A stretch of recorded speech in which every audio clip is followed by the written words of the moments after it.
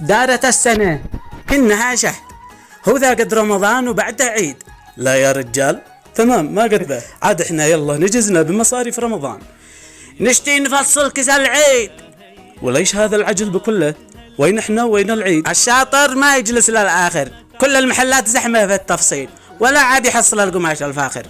بس عند أبو خليل تلقى القماش الأصلي الأصيل، وروعة التفصيل، والشغل ذي ما له مثيل، والالتزام سواء برمضان أو في العيد أو قبله بقليل، ومواعيدهم مضبوطة، وعلى الزبون بالهم طويل. وأنت ما دراك، أنا مجرب والتجربة خير برهان ودليل.